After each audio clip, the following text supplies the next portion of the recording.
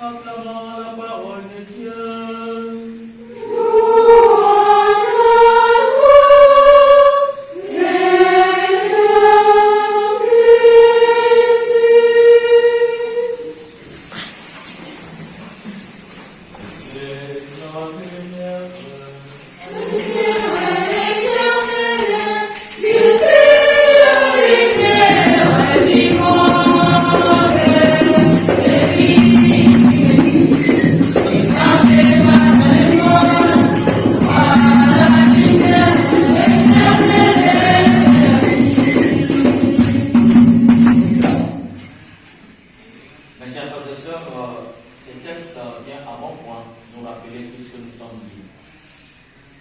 Jésus monte sur la montagne.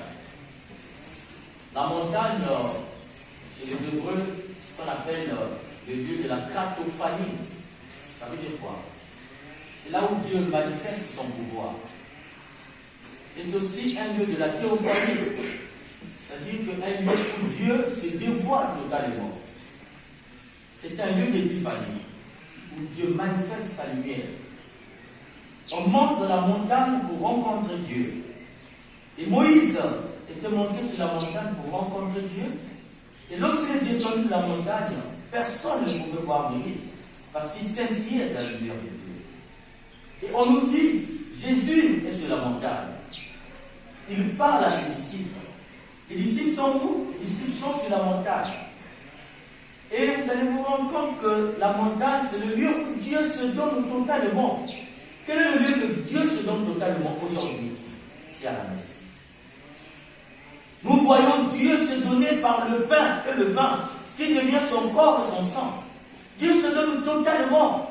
C'est là où Dieu manifeste son pouvoir. Le pouvoir de faire l'impossible dans nos vies. Le pain devient son corps. La messe, c'est le lieu où Dieu se donne, se dévoile totalement comme Dieu. Nous voyons Dieu à la messe, par son corps et par son sang, mais aussi par sa parole, car nous écoutons, il nous parle. Et aujourd'hui, il te dit dans ce lieu, quand tu rentres dans ce lieu, tu viens dans ce lieu qui est la montagne, tu ne sors pas comme tu étais avant. Si tu viens rencontrer Dieu dans la lumière, sur la montagne, tu viens rencontrer Dieu dans sa montagne, quand tu descends de la montagne, il faut que tu sois sel et lumière du monde. Il nous dit, vous êtes le sel de la terre. Quel bon message, quelle bonne nouvelle pour toi qui es religieuse, pour toi qui seras religieuse. Tu es sel de la terre. Chez les Juifs, le sel, on le prenait au bord de la mer morte. Jésus ne dit pas que vous êtes le sel dans la mer, mais vous êtes le sel au bord de la mer, sel de la terre. Parce qu'au bord de la mer, à côté là où il y a la terre, il y avait le sel. Et les gens venaient ramasser ce sel. Jésus veut dire quoi? Il faut être sur la terre pour espérer aller au paradis. Nous sommes envoyés sur la terre pour espérer aller au paradis, comme je dis, pour devenir éternel, nous devons être sur la terre. Et Jésus dit, il faut que tu sois sur la terre. Et il arrive que nous oublions que nous sommes les êtres appelés à vivre d'abord sur la terre.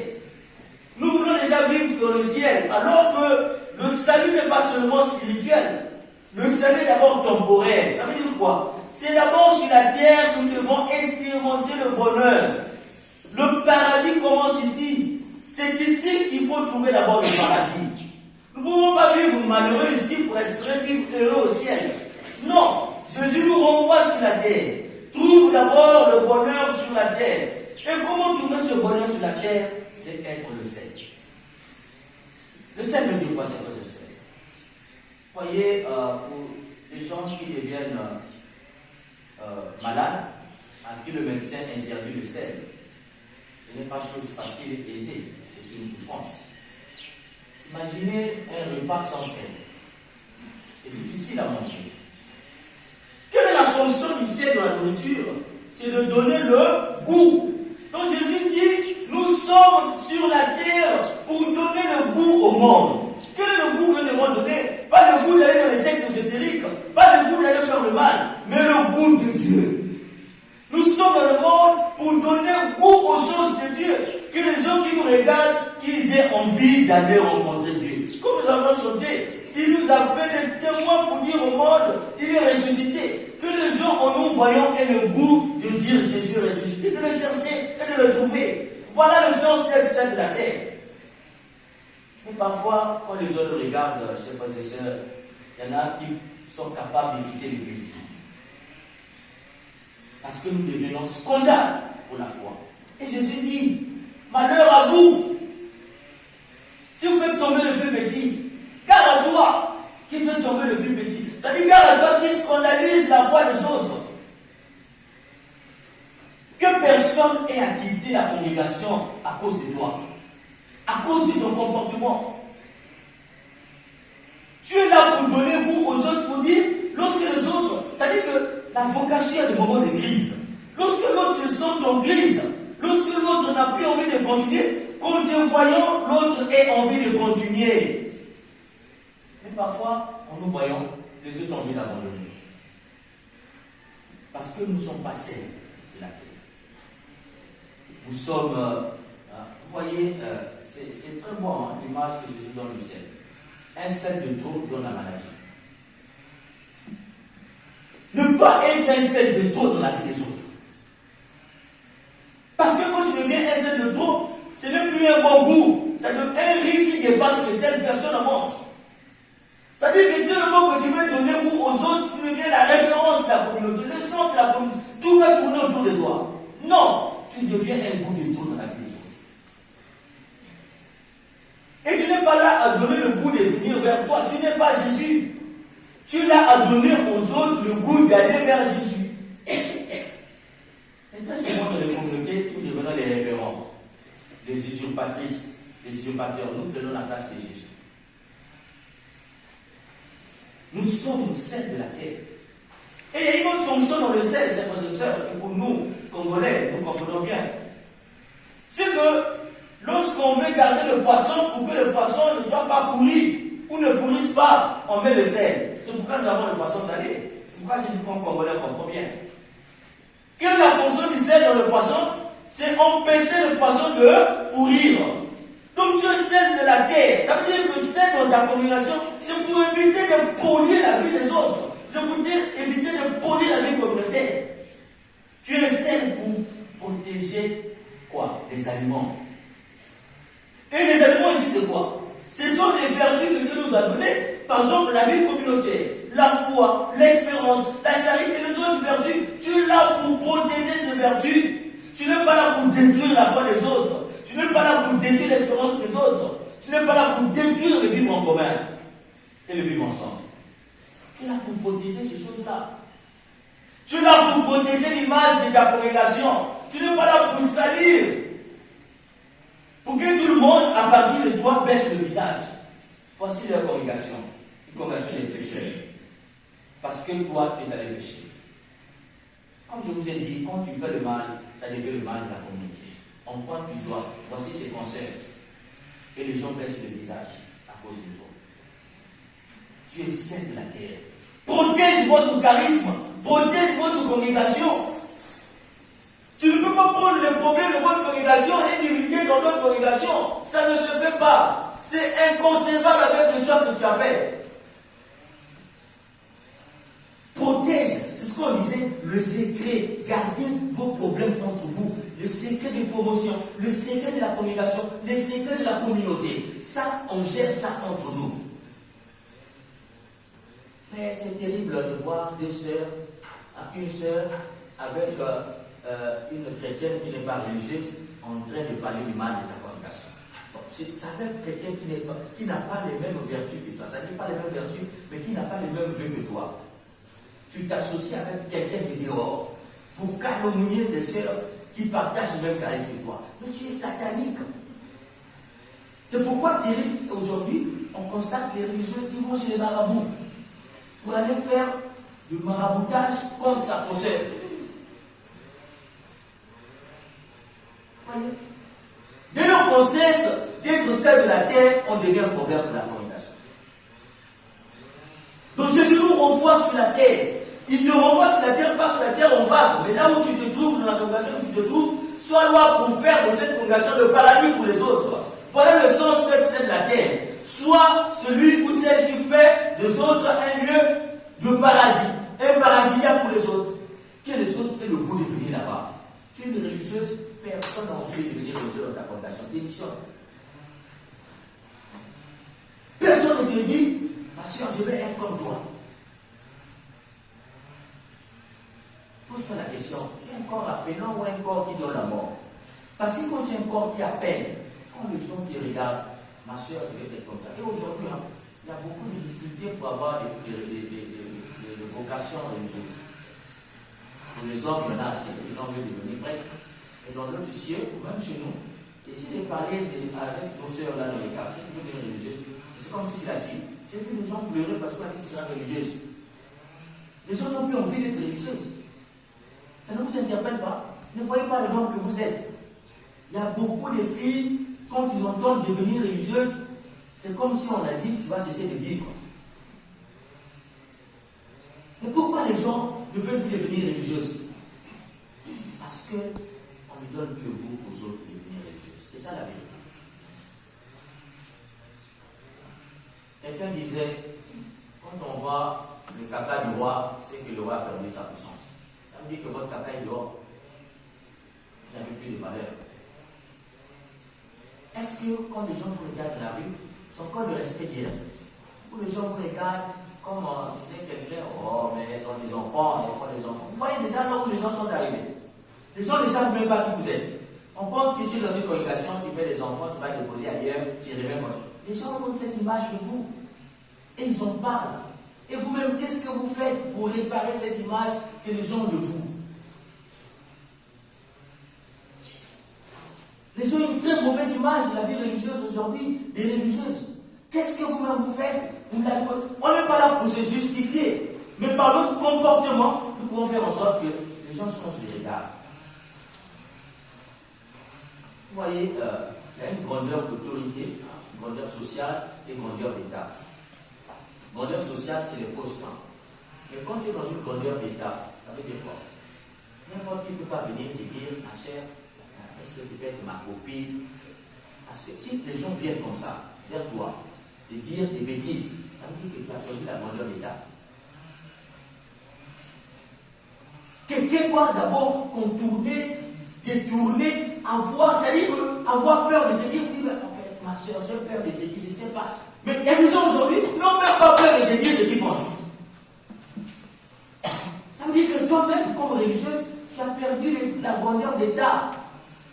À l'époque, quand on grandissait, tu vois une fille passer, tu dis aujourd'hui, je dois lui dire. Et puis, elle passe, tu n'as pas dit. Vous n'avez jamais entendu ça? Parce que ces femmes-là faisaient peur aux hommes. Les hommes ont fait des années garder les choses dans le cœur parce qu'elles n'ont pas le courage d'aborder ces sœurs-là, ces femmes-là. Aujourd'hui, les gens n'ont pas peur. Quand ils voient, même toi, donne-moi ton numéro. Que vous avez perdu le sens d'être célibataire. À chacun d'aller vers lui-même. Va vers toi-même. Et toute cette grandeur d'état. Pour que n'importe qui ne vienne pas vers toi. Quand tu es dans une grandeur d'état, tu es vraiment célibataire. Les produits ne viennent pas vers toi.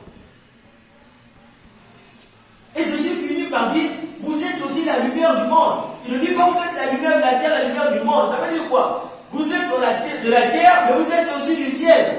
Donc commence d'abord par la terre, tout en étant du ciel. La lumière est toujours au-delà du monde, pour éclairer tout le monde. C'est pourquoi il prend l'image du lampadaire. Nous sommes de la terre, nous sommes aussi du ciel.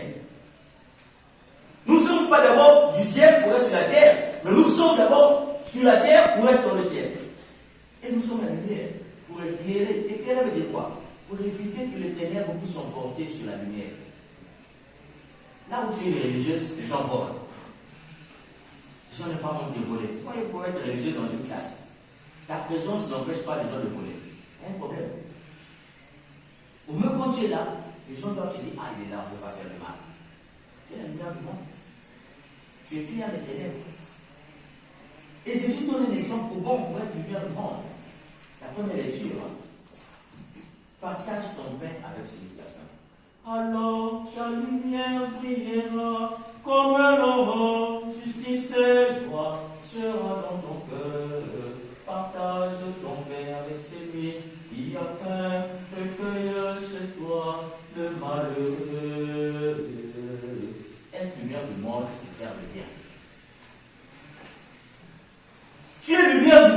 la mesure selon laquelle tu fais le bien aux autres. Donc si toi tu fais le mal aux autres, tu n'es pas lumière du monde. Quand tu penses le mal, vous voyez aujourd'hui, les gens arrivent à penser le mal. Je prends toujours l'exemple de cube magique. Tu prends cube magique et puis tu mets de la bière et l'autre meurt. D'où est venue l'idée de penser ce mal? Donc poisonner les autres. Il y a des congrégations, les gens peuvent plus se manger ensemble parce qu'on a peur des empoisonnés. Moi j'avais entendu parler de ça. J'en ai vu aussi. Ça dit que la personne arrive, vous êtes déjà à table, vous ne pouvez pas toucher cette nourriture. Donc on se soupçonne d'empoisonner les uns les autres. Donc on pense le mal.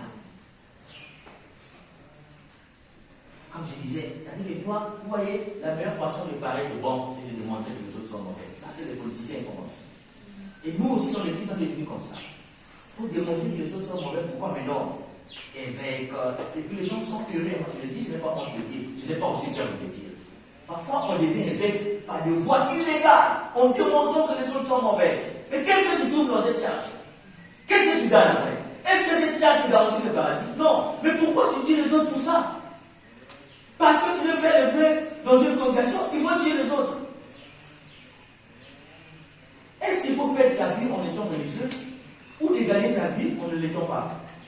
Qu'est-ce qui est plus important pour toi? Gagner la vie éternelle ou perdre sa vie éternelle? Est-ce que tu sais que la vocation que tu as reçue d'être religieuse, c'est un chemin de retour au paradis? Si tu sais que c'est un retour, ça veut dire que Dieu a tracé pour toi pour être au paradis. Pourquoi tu passes ton temps à faire le mal aux autres, à coller la vie des autres, à penser le mal aux autres, à rendre la vie invivable? Faire le bien, chers frères et sœurs. Il n'y a pas de frères ici, hein, mais des frères. Faire le bien, les sœurs. Vous serez lumière du monde. Là où tu es, fais le bien. Et n'attends pas que les autres puissent d'abord te faire le bien. Fais le bien. Autre que tu suis beau. Quand tu as reçu Jésus, fais le bien. Jésus était un bien à partager. Partage ce bien-là. Tu auras toujours la paix.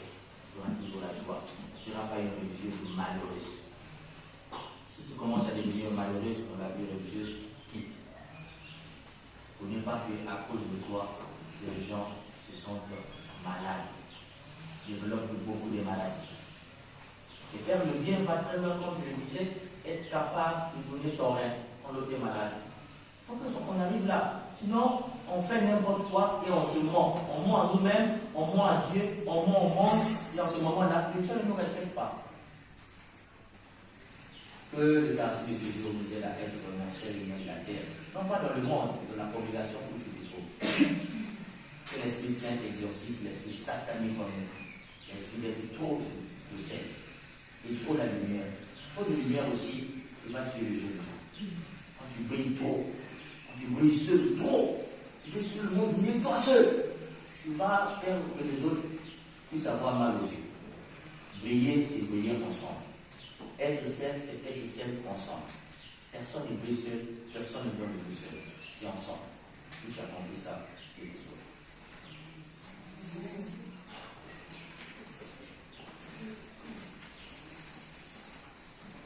Honoré